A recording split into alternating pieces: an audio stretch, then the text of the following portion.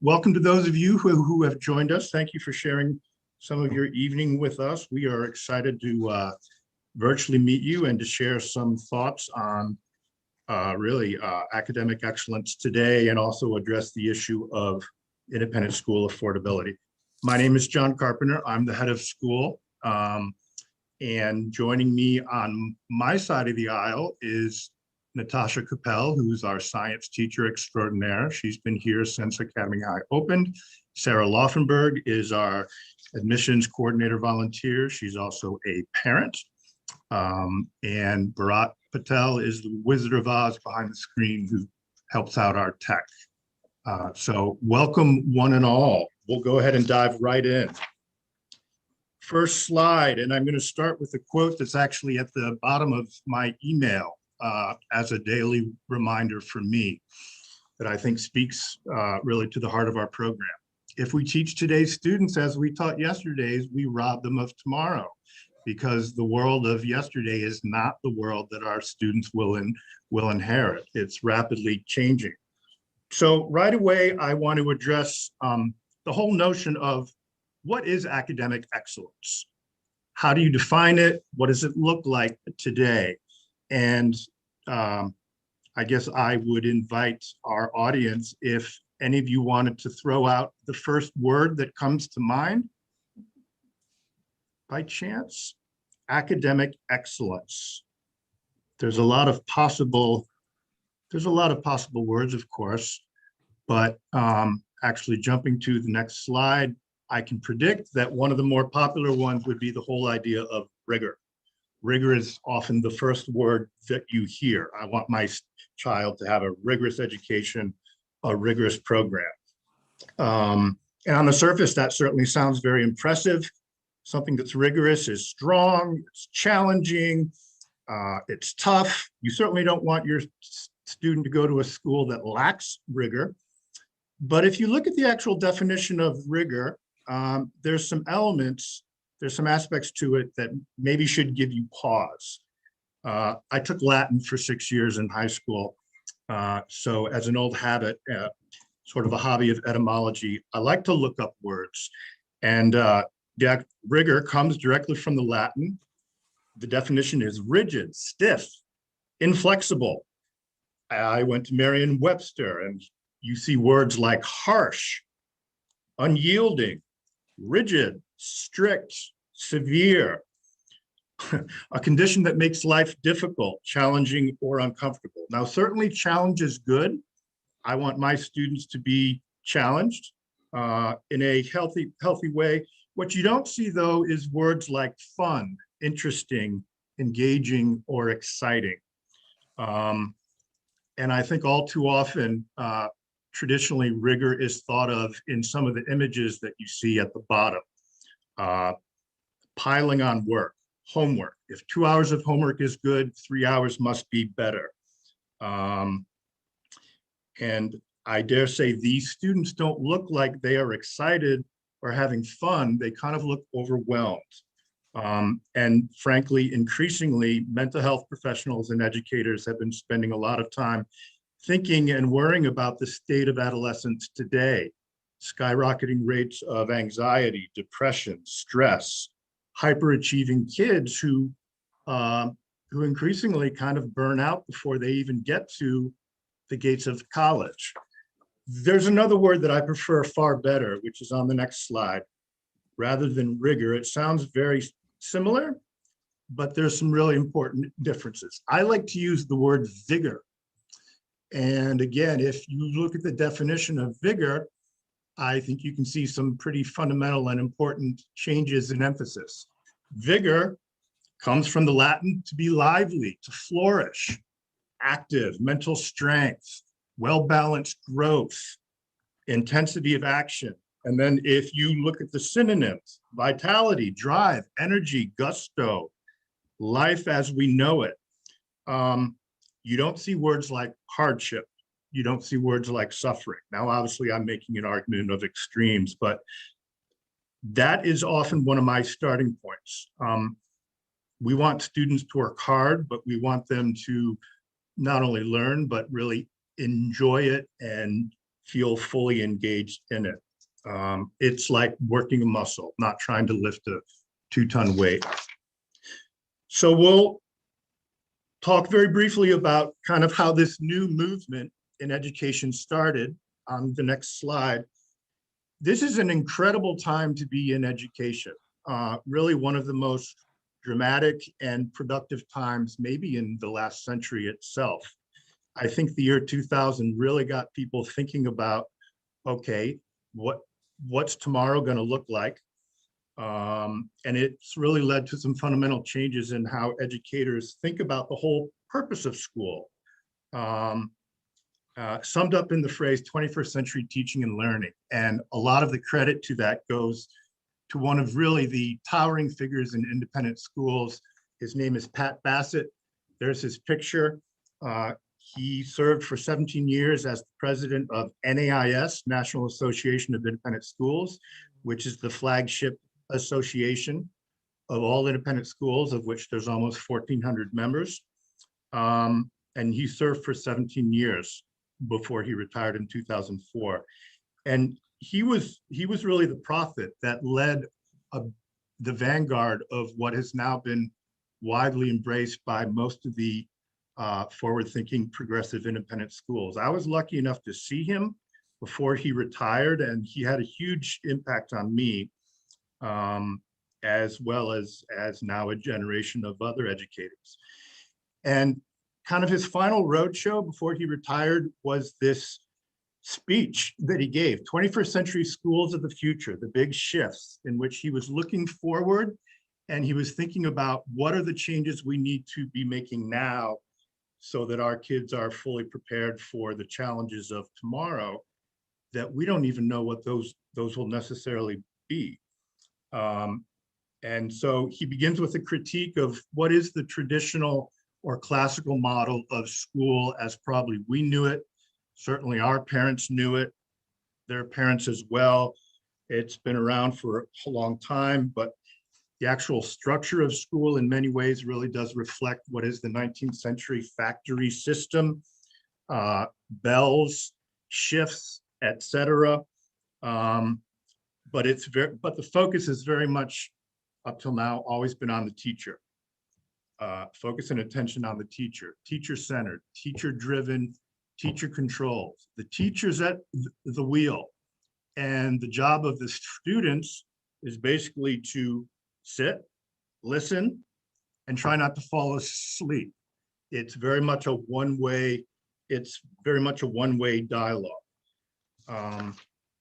So moving on though, he said, increasingly this is not working, and it's going to increasingly not work even more as we live into the 21st century, because we are living in an incredible world of rapid change. He actually makes the dramatic statement, which I think is true. 3 great revolutions in the history of humankind that have fundamentally altered and transformed how we work, live, think. The agricultural revolution, of course, which is the dawn of civilization, then the Industrial Revolution, which really harnessed, it created a mechanized world and workforce. And now we're in the information revolution.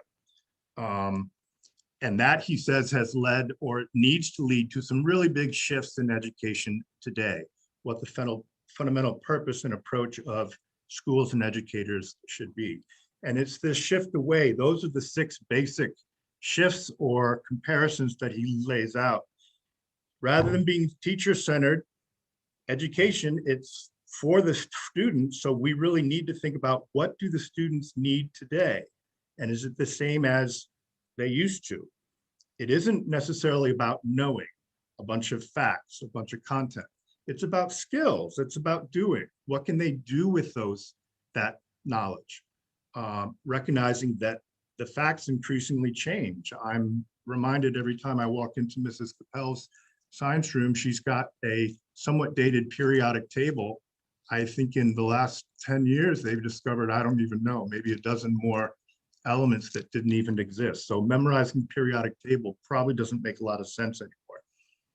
Shifting learning from what is somewhat an isolated and lonely experience, the individual pupil sitting, doing his or her work, not talking to classmates, turning work into the teacher, no real sort of dialogue, shifting to the team. And we can see this in our workplace. Increasingly, well, certainly our children are likely not going to be going to a job in a cubicle. They're going to be going to a job sitting around a conference table, working with a team, leveraging each other's ideas. Students no longer, their primary task isn't anymore just to consume, passively consume information, sort of like filling up a vessel. Now it is taking content, information, and making something new out of it, constructing new meaning out of it. Innovation is all about change, but innovation is forward-looking, using the tools and technology that you have now and thinking what new is possible. Single schools and networks, that's all about, and certainly with the rise of the internet, schools and teachers now have an entire global community of fellow educators that they can collaborate with, etc. But it's the idea that knowledge and facts really aren't fixed anymore, and knowledge and facts can't and shouldn't be the end in themselves. They should be the ingredients or the building blocks for something new. The next slide breaks it out in a little more detail. I won't spend very much time at all on this, but you can sort of, as you look at those two columns, it really does show increasingly the old world and what will be the new world, the world of today and the world of tomorrow, moving away from the factory system, factory model, moving away from the teacher being the be-all, end-all focus of all things, and really shifting to the student, fundamentally changing the teacher's job from being the wise imparter of knowledge, the sage on the stage, all-knowing, all-powerful, to really being a coach and a mentor and a guide, working beside the student instead of in front of him, looking down on him or her, and really digging deeply. It isn't the idea of cover as much content as possible, an inch deep, a mile wide, but it's really doing that exploratory deep dives where students really have a chance to roll up their sleeves and think and create and analyze and collaborate with their peers and leverage each other's ideas. That's where innovation happens. Innovation typically doesn't happen in a garage by oneself. It happens when you get together with other smart, creative, ambitious people that are really, that sort of have the basic instinct to not just accept things as they've always been, but how can we do it differently, etc. So the old school pretty much was, and teachers were thought of as the preservers of knowledge that they would pass on to the next generation. And now the focus very much is on what's the real world like today, and what do we need to teach or offer our students so that they can be best prepared for that, which again is inherently unpredictable. Very powerful quote at the bottom of the slide that is often invoked. Richard Riley, former US Secretary of Education, that may have been now a couple decades ago at least, but he said, "We're currently preparing students for jobs that don't exist yet, using technologies that haven't been invented yet in order to solve problems we don't even know are problems yet.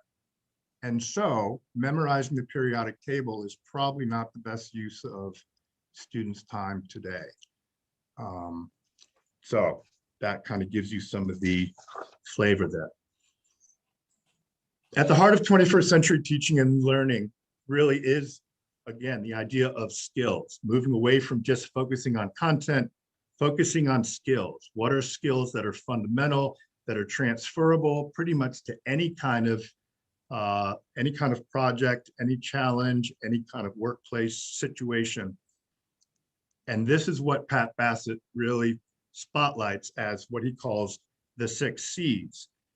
He calls these schools that he hopes will embrace this new approach schools of the future. And he says, not only is this an opportunity, but schools really have a duty and an obligation to prepare students not to learn about yesterday, but again, to be prepared for tomorrow. And he talks about these 6 C's, these universal 6 C's, which Academy High embraces at the heart of our program.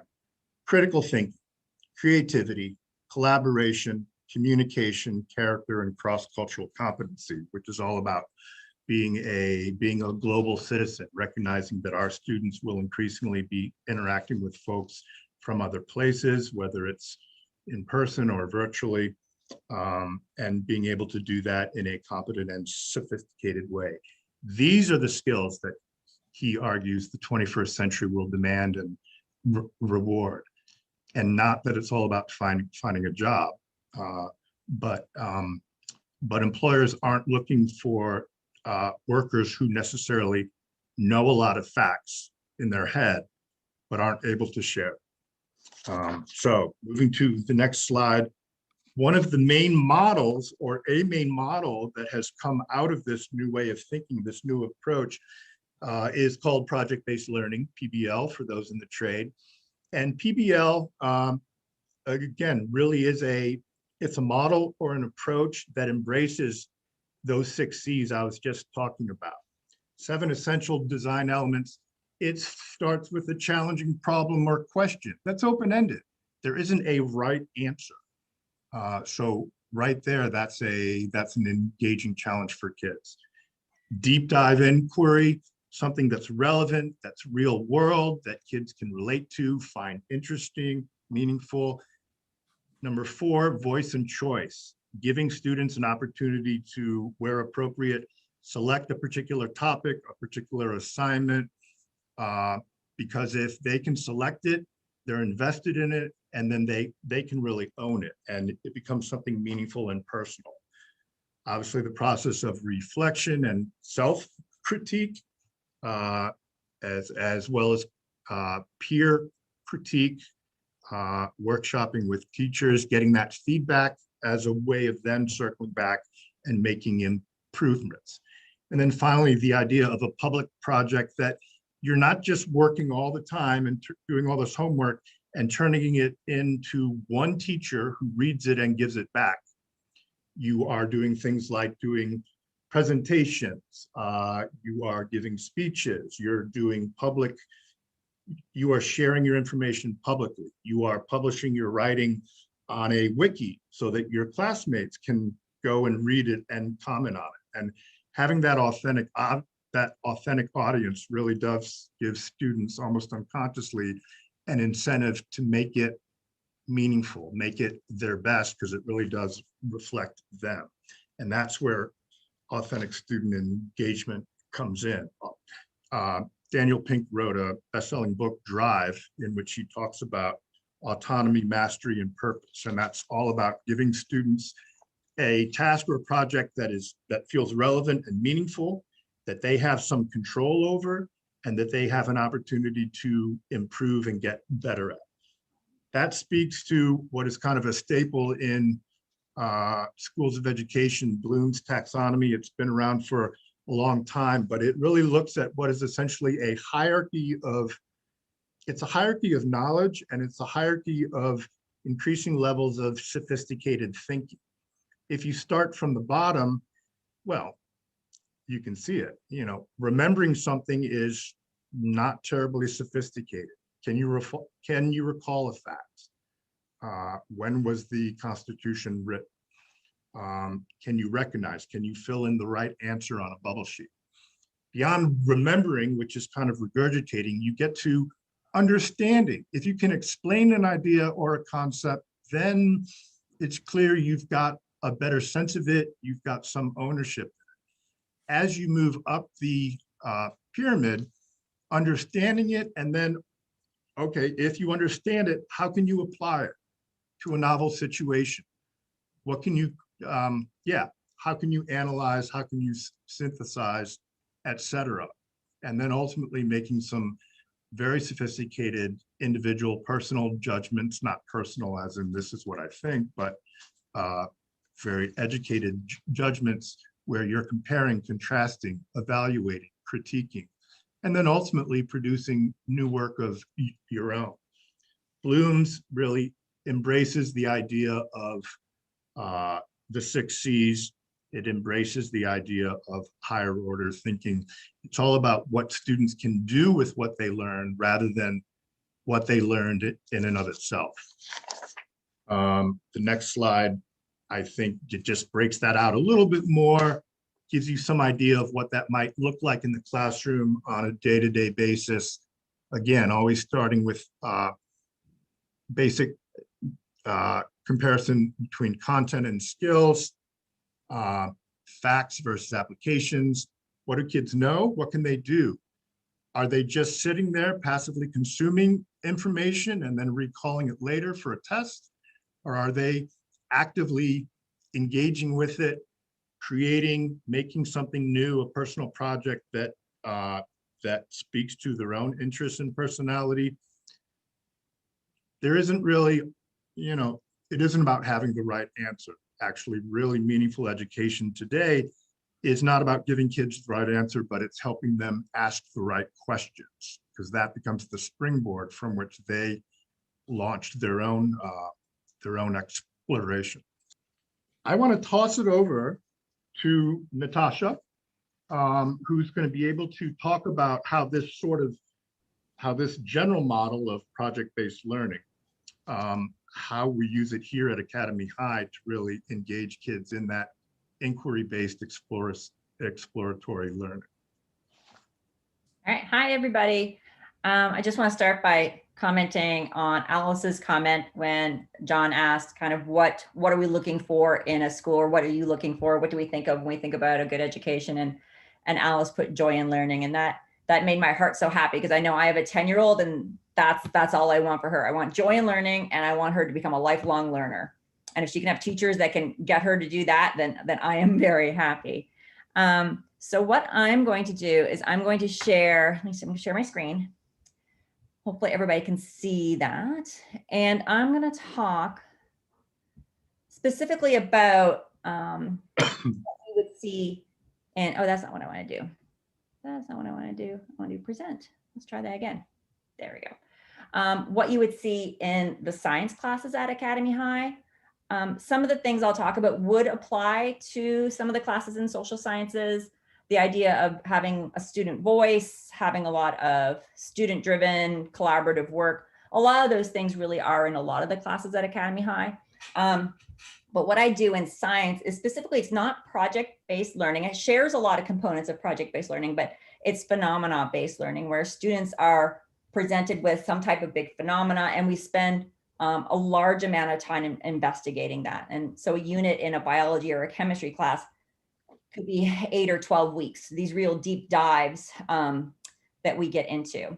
So just for like an overview of what we do at Academy High, all freshmen take biology, 10th graders take chem, 11th is physics, and the seniors take an environmental studies class, which is an interdisciplinary class that I co-teach with Jordan Connerty, our social sciences teacher, kind of putting a lot of things together. So not just the science, but also politics, regulation, environmental justice.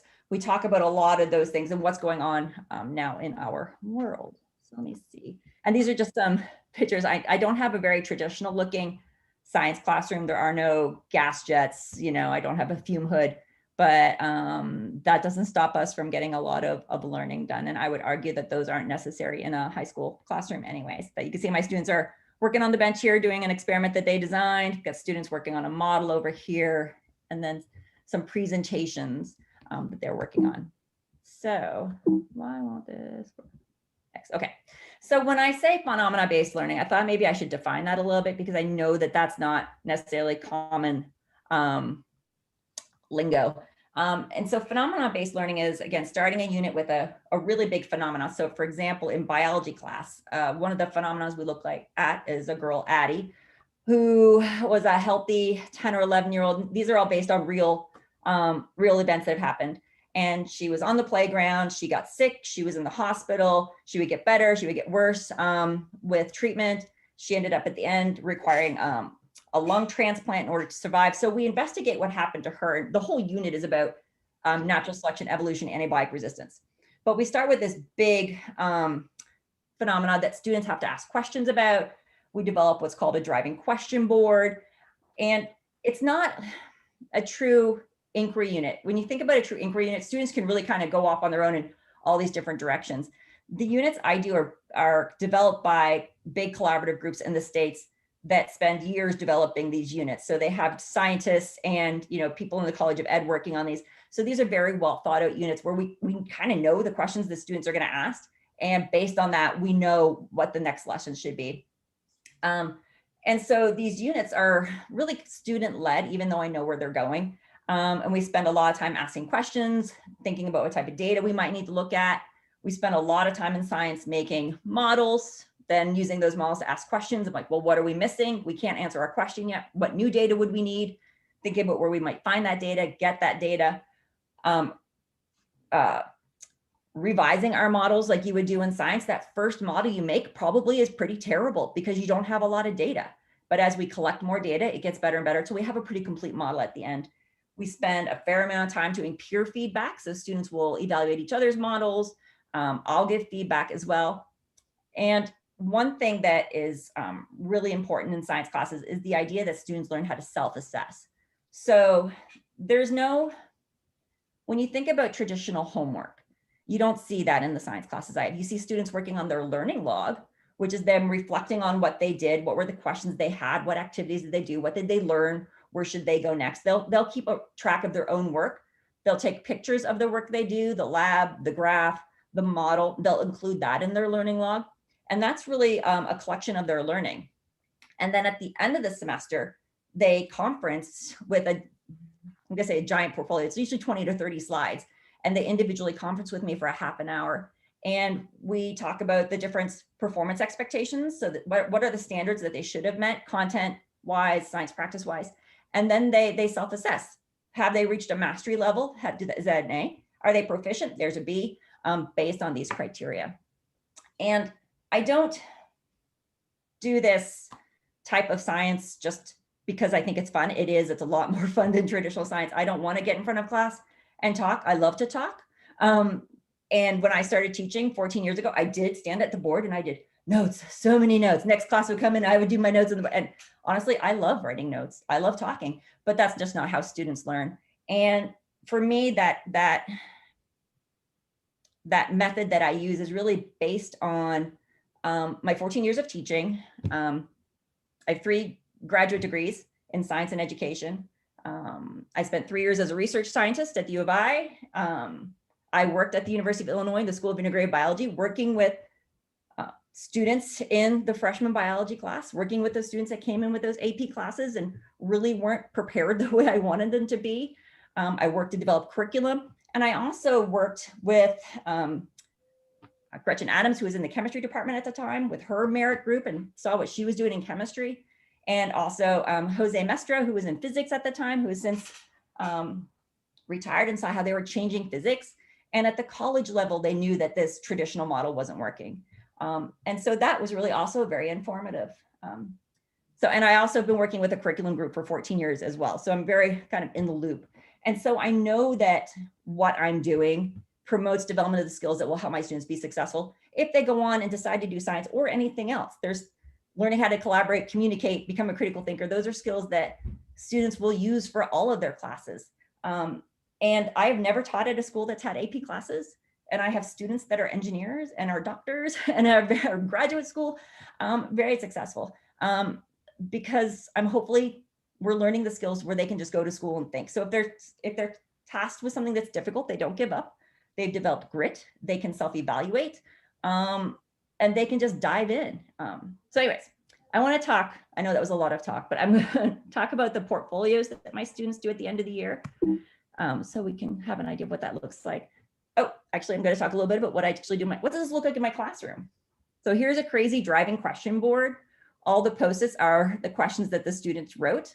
And then all this terrible writing is my writing of those questions so we can see it together. So we come up with questions, we organize them.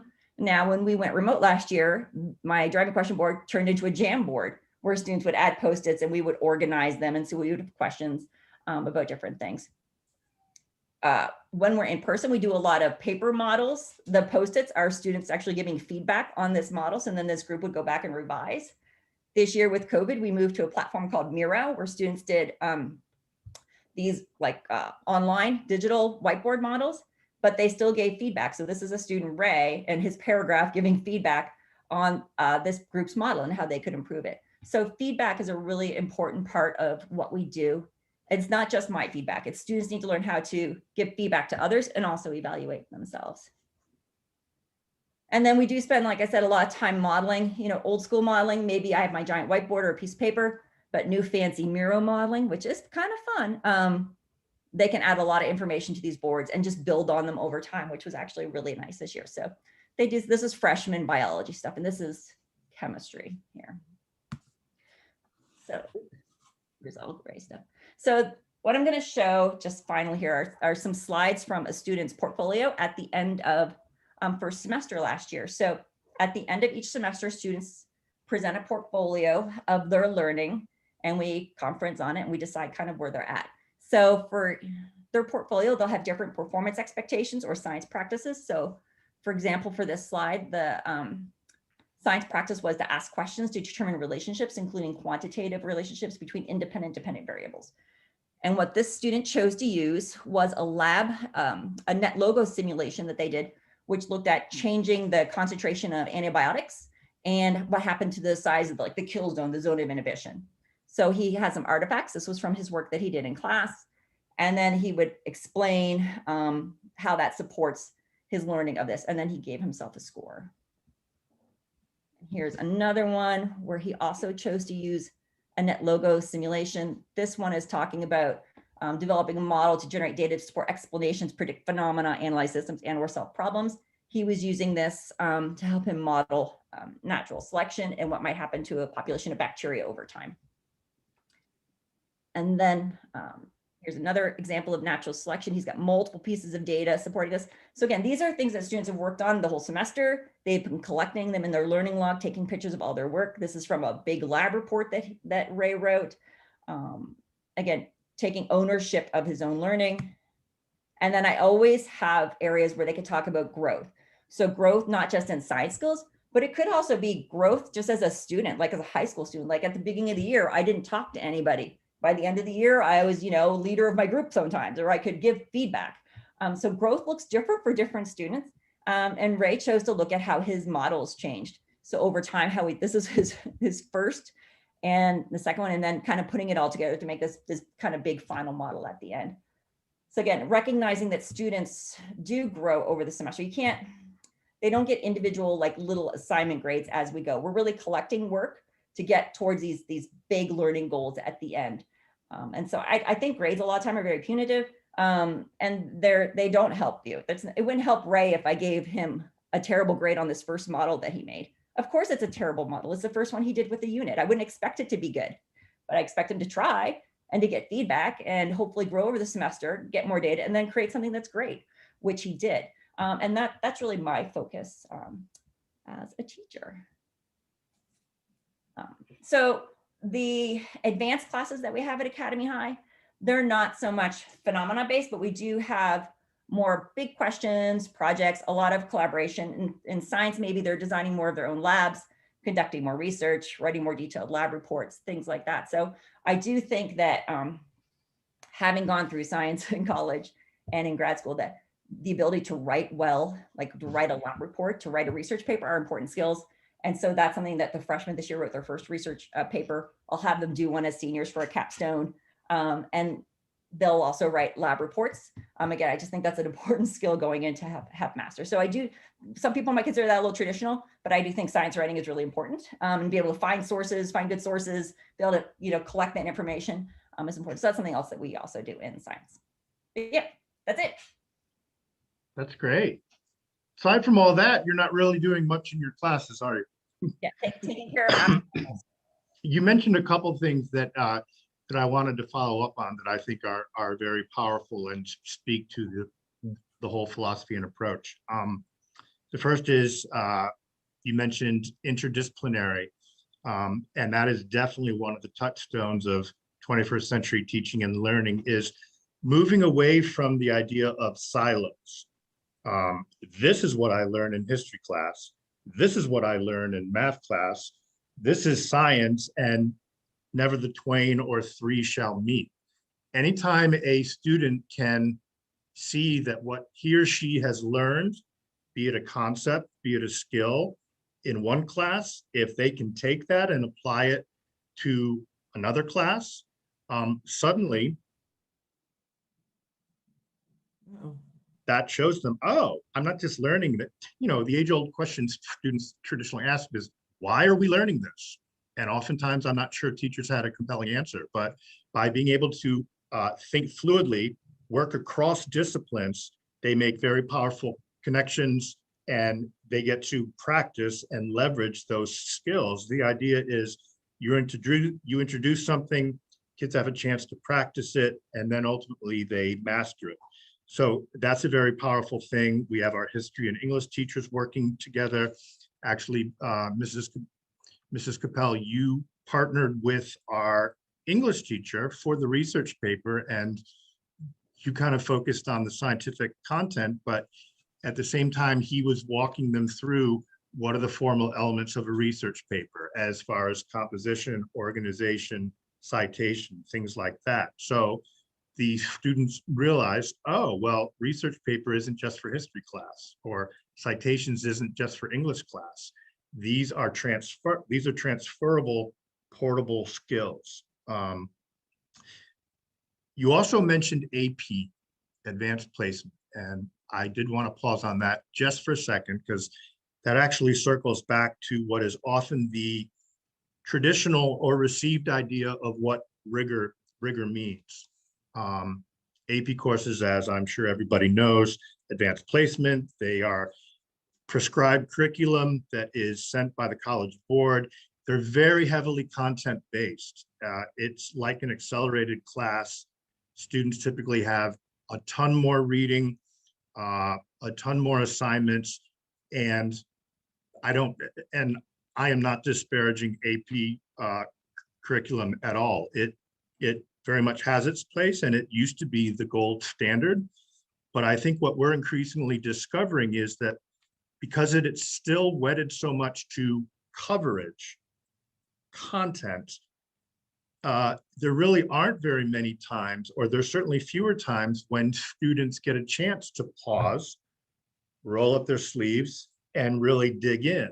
There isn't the time for that. And so, and I think what we're increasingly hearing from colleges is that what they're looking for in their incoming freshmen are not necessarily kids that have taken 5 APs their senior year and are loaded up with content and facts. They want kids who have these portable skills, who can think fluidly, who have the soft skills of resilience and grit and determination and independence and being able to advocate for themselves. Those soft skills are increasingly being recognized as in some ways almost more important, particularly if you are trying to buffer what is otherwise a very anxious, what I was speaking with earlier about kids really stressing out, just having so much work and trying to learn so much content that they never really have a chance to pause, enjoy, and play with the learning that they're doing. Any thoughts? You mentioned very briefly, Mrs. Capel, kind of the idea of what colleges, the idea is that high school, you're preparing them to go off to college, and perhaps speak about how the old model of AP as the be all end all maybe doesn't have necessarily as much currency as it used to. Yeah, I mean, I have peers that teach AP bio specifically, and it's just a pedal to the metal all year long. And not to say that I wouldn't enjoy doing all that content with my students. I mean, I love biology, as a biologist. But working at the university, like I said, we had lots of kids that came from schools that offered a lot of AP classes, and that was great for them. And again, I've always taught at rural schools or at Academy High, and we've never had AP classes, nor do I think I could ever teach one, because I do slow down frequently based on what I need to do in class. But having those AP classes was not a guarantee that those students were going to do well. And not all. I mean, students are so individual, right? But there definitely was a lot of struggle when faced with new problems given to them in a different way. Like I said, there's a lot of focus on just learning so much content that's given to you in a specific way. You're not necessarily learning how to deal with different types of problems or challenging work, because you don't have the time to dig into stuff, or your teachers really don't have the opportunity to let you sit and struggle. I tell my kids they don't enjoy my when I say this to my students, but my favorite thing to do is to watch them when they struggle, because that's when I think they're learning the most. Yes, it's painful for them. Yes, some of them are frustrated, but that's really where I think when they can really, develop that grit, dive in with their peers and conquer these more difficult topics. And that's something that you just can't do in AP. And it's just the way the system is set up. So I'm glad not to be doing it. And it's not, like I said, if I teach my students to think, to be able to encounter new material and not shy away from it, it doesn't matter that I've missed out on a specific unit in biology. It's not going to make a difference. They're going to go to college and they're going to be successful because they'll see that new content. They'll be like, oh, here's new content I need to dive into, and they'll be fine. Right. I've never had a student say, oh, Ms. Capel, I wish you would have spent more time talking about cellular respiration. That has never been something that has happened. It's an exciting topic. Yeah, no. Even as a biologist, I'm like, not really. So I just don't think what colleges are looking for. They're really looking for students that can work together, that can collaborate, that can, embrace new material. A lot of those schools are moving to more active learning formats where they're really removing a lot of that lecture time, a lot of that's kind of straight content time, and just having students work on problems. And I that's not really what I'm doing. We're doing a lot more than just working on some problems in class. But again, if you have a big class of 200, 300 people, you're not going to be able to probably do what I'm doing in my tiny little class here at Academy High. Yeah. I like what you said, teaching them how to think rather than what to know, and not knowing the right answers, but being able to ask the right questions and approaching that uncertainty, because again, that's where innovation comes from. That's where tomorrow is going to originate. So. And I think in science, a lot of times things are complicated. There's not this one perfect answer, especially in biology. Everything is so complex and interrelated. So I think being comfortable with that and the messiness of it is also just an important skill. Absolutely. Iterate. Don't get it. Yeah, you won't get it right the first time. I want to shift topics now to kind of the second main topic for this evening. I want to talk about affordability. And there's really the whole notion of independent schools or private schools. I know the idea in and of itself is often an obstacle for families that aren't familiar with how independent schools run, and what the various access and affordability, which is something that's very important. When you're putting together a community of learners, what you ideally want is a community that's a microcosm that accurately reflects the larger community around them. And along with racial, social, cultural, gender, sexual orientation, et cetera, there's socioeconomic diversity, which is something that's very, very important to us. It is embedded at the heart of our mission that we want an Academy High education to be affordable and accessible to anybody that wants it. And so there's 4 myths that I want to try and dismantle around affordability. Here's the first main one, which is why unfortunately so many people just turn the page and don't even pause to think about, I wonder whether it is possible. Private schools are not only for the rich. As a matter of fact, as we have here, looking at some national NAIS data, percentage of students who are on what most schools call financial aid is a little over a quarter of the student population. The percentage of Academy High students who pay less than full tuition is almost half, 49%. And that's pretty significant. Our goal is to, and what index tuition is all about, is it is not a handout, it's a hand up. Our goal is to make Academy High accessible and affordable, and to tailor that according to the financial circumstance of the family. So there is not one price tag fits all. And I'll talk a little bit in the, I think the third point,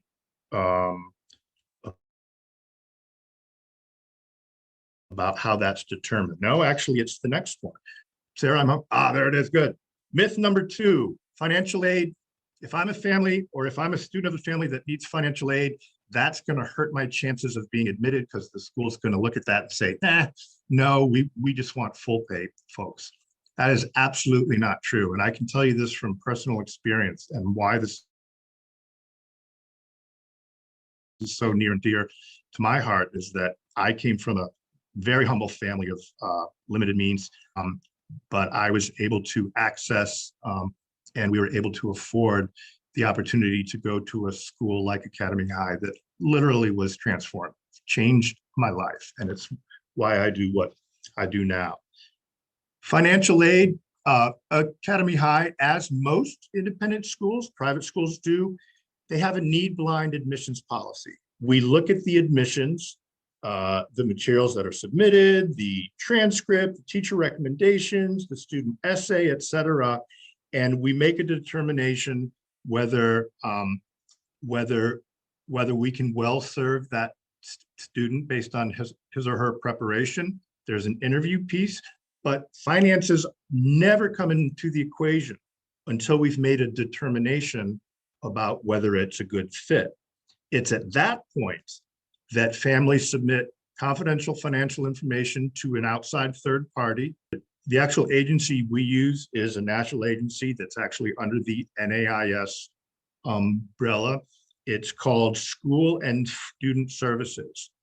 Families send their household profile, which includes the various things that you can see there: size, income, number of children at other tuition schools. Do you have students in college? Do you have specific expenses? What is your debt? What do your assets look like?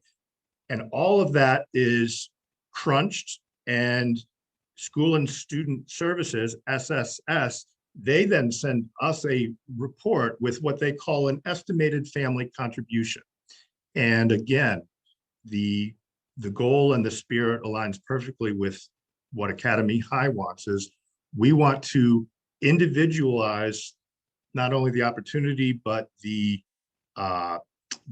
commitment needed so that it's doable and it's affordable. So financial aid and getting into an independent school are two totally different things. The third myth that's very common, sort of like the first one about it's only rich people, private schools lack diversity. Now, the truth is that there was a time that that was very, very true. Certainly, if you go back a couple generations ago, independent schools, private schools, more often than not, tended to be enclaves of very privileged folks with a lot of resources. But schools, really the big movement, I would say, started 30 years ago, but schools came to recognize that it is fundamental to their mission that again, if they want to create a true, authentic school community that accurately anticipates and reflects the real world that graduates are going to be going out to, they need to bring together people from all sorts of backgrounds and neighborhoods and financial situations and lived experiences, because it's in that diversity, it's in that richness of learning about and sharing your experience with other people that everybody grows. Because again, our graduates, for better or worse, are going to go out to the real world. They're going to go out to college, or they're going to go out to the workplace, and they are not going to be surrounded by people that look, think, act, and talk just like themselves. And in fact, schools that do not attend to that really, schools that don't attend to that need actually do a disservice to their graduates, because they haven't fully prepared them for the real world that they'll go out to. You can see the stats nationwide. Enrollments of students who self-identify as being students of color currently is just over 30%. Academy High, this is something that that we're proud of and that we're committed to continue growing.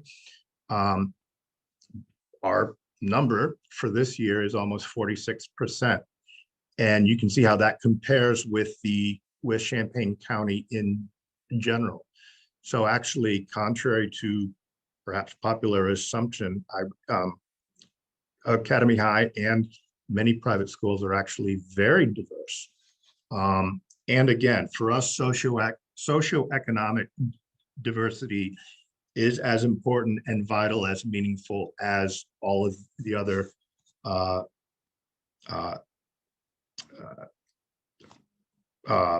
ways of our means of personal identity.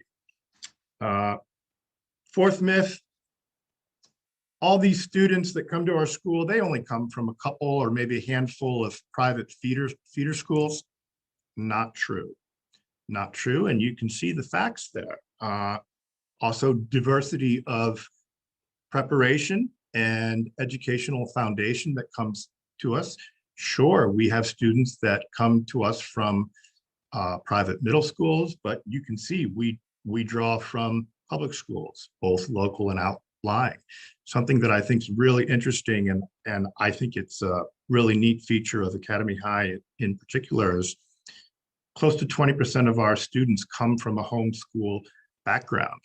And I think that they come because they're not bound by traditional school expectations and ways of doing business. They more often than not come with very fresh and creative thinking that is very fluid and flexible. They're not bound by convention. And we get transfer students. There's the profile of where our kids come from all over.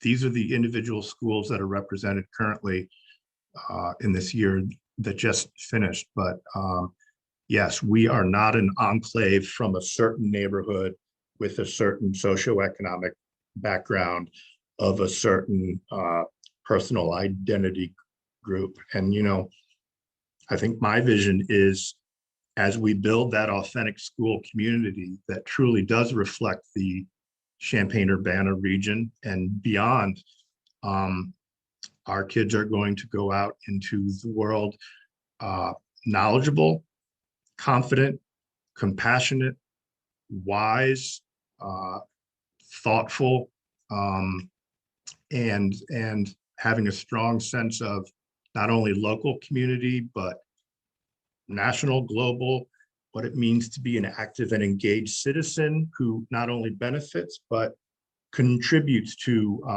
the larger good too. Service, community engagement is something that's very important to us. We don't want learning, we don't want our kids' experience to be contained within our four walls.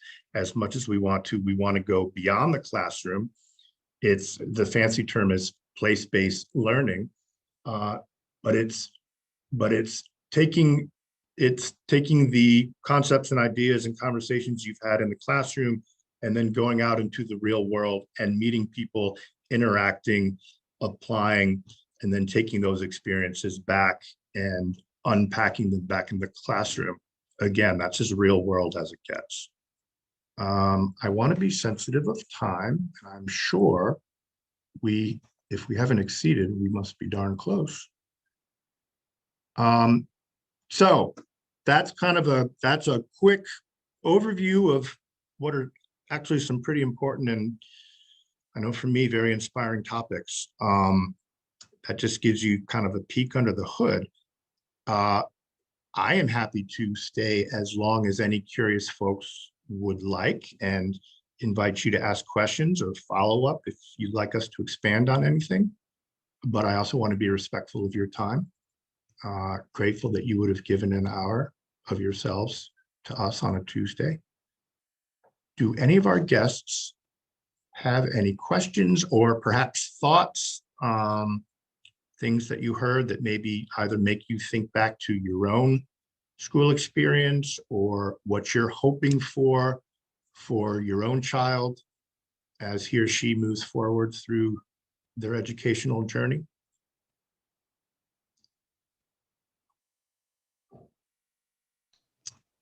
Hi, this is Alice. I have a quick question. Sure. I wanted to share part of this presentation, especially Ms. Campbell's with the science classroom with my daughter. I know this has been recorded. Do we have access to this presentation afterwards? Yes, I believe we're going to send it out directly to you, Oh, great. possibly along with a couple other informational resources for sure. Great, thank you. You know, reruns are always better than the premieres. Other questions? Not to put you on the spot, but Sarah Laufenberg, who I introduced earlier, and I see Lisa Lidman is another current parent. Both of these wonderful folks have been very involved right from the beginning with creating Academy High and have seen it grow. I wonder if either of you have any thoughts, either as a current parent of high schoolers. You each have two that are in our high school, and or I guess more broadly thoughts on how you see Academy High fitting into the larger educational landscape as an option for families that might be looking for something slightly different. I'd be happy to go first. Thank you, John. My name is Sarah Laufenberg, and I'm sorry to stay off screen. I want to make sure my Wi-Fi stays nice and at its peak so that we can get this to you as a recording in the future. But yes, it's been a joy and a privilege to be involved at Academy High and to have my kids there. You know, I've always said that the birth of Academy High had nothing to do, it was not a critique of what existed in the community at that time, but it was an entrepreneurial approach to imagining what it could look like if you start from scratch using today's research. And I think that what Mr. Carpenter and what Ms. Capel presented today shows a case in point of what an exceptional job the faculty and administration have done in making this a reality. So, you know, just really focused on how to think instead of what to memorize, I would say is the biggest part of, you know, what really makes this extremely meaningful for my kids to be a part of. We always talk about just in time knowledge versus just in case. You don't necessarily need to memorize 400 vocabulary words for a Spanish test. You know, when the research shows that conversational Spanish is probably going to be a more impactful and a way that it's going to stick better in a student's mind. So that's just one example of how I really appreciate, as Mr. Carpenter said, not only the breadth, but more importantly, the depth of understanding that takes place at Academy High. When you go into a deep dive and you're doing it in many different modalities, you're hearing it, you're seeing it, you're doing it. That's when the content sticks and it makes sense. And so using that as a foundation for going to college, for going, you know, for just being in life, you know, just being resourceful and knowing where to find information, not necessarily trying to cram it all in just in case, has been another, you know, thing I'm exceptionally proud of the school for taking the lead on. Gosh, thank you for sharing that. And actually that reminds me, I mean, both personally and professionally, one of the reasons I was so thrilled to have the opportunity to come here is, I mentioned that Pat Bassett is kind of one of my heroes, and that I think of myself sort of as a disciple. Educators have been talking about 21st century teaching and learning now for 21 years. We are well into the 21st century. I would say that some schools have done a good job of meeting that challenge. I would say, though, that far more are a little bit behind the curve or well behind the curve. And so to come to a brand new school that is founded on really what is the leading, most innovative, progressive, forward-looking idea in education, that is such an incredible and in many ways a unique opportunity. What's happening here is really special. And to be a part of it has been terrific. And to work with incredibly talented colleagues. 100% of our teachers have graduate degrees. I don't know that many schools can boast that. Not that it's about boasting, but that speaks to the depth of their knowledge. It speaks to their passion, not just for their discipline though, but equally, if not more importantly, their passion for working with kids, for working with adolescents, understanding the adolescent brain, body, spirit, and that's what really helps to further individualize that experience so that all of our students do feel seen, known, and appreciated for who they are and what they bring every day. This is not a school that they go to. This is their school. And I would just chime in on that from the parent perspective, that it's been just a joy to see my children come home from their first year so happy. You know, you figure high school is at the time where you'll still see that. And I can say unequivocally that they adore the faculty, and knowing that they are spending time with faculty that are challenging them and helping them grow is just, you know, could not be more grateful for that. I think it's also been just really exciting to see their involvement with the track team, so that there's athletics involved at the school, and feeling the camaraderie that comes with that in all grade levels, and really feel included with not only the freshman class, but the sophomore class, the junior class, and the senior class, because of those opportunities from athletics to student-led clubs, where they really feel a connection to the school and not just their class, which just has been incredible in general. And then you throw that happened during a pandemic, I think even speaks more to it. So, you know, some people will say, well, you know, how's it going? Has it been a successful year? I think the way I judge it is, you know, from my children's facial expressions when they come home after school, and given that they're smiling is just really a testament to the incredible administration and faculty. Hey, guess what? Thank you, Lisa. And Mrs. Capel talked about the value of students struggling at first before they get something right. I think I just figured out how to share the final slide, which is kind of a nice closing piece that, you know, the idea of a picture is worth 1,000 words. Can you indeed see this? Oh, wonderful. Well, there you go. I get an A for that project. Final point, coming full circle, 21st century teaching and learning. What is academic excellence all about? It is recognizing that the school of old, or the school that we knew, is not the school that tomorrow needs, and that kids who will succeed in the future are those who've best prepared for it. And if you can find a school environment for your student that is both challenging but personally meaningful and rewarding, hopefully you can turn a lot of these frowns. There's that poor little girl again. Look at all that homework. And clearly he's not getting enough sleep because he's doing too much. You can turn those frowns into really authentic smiles, where kids feel excited, motivated, authentically engaged. When kids feel engaged, when they feel ownership and investment, when it feels relevant and meaningful, when they feel known and appreciated, that's where they really shine. That's what kids want, and that's what kids deserve. And that's really what gets us out of bed every day. So with that, I'll thank everybody. Thank you to our guests. We would be delighted to continue this conversation if you want to reach out to me either by email.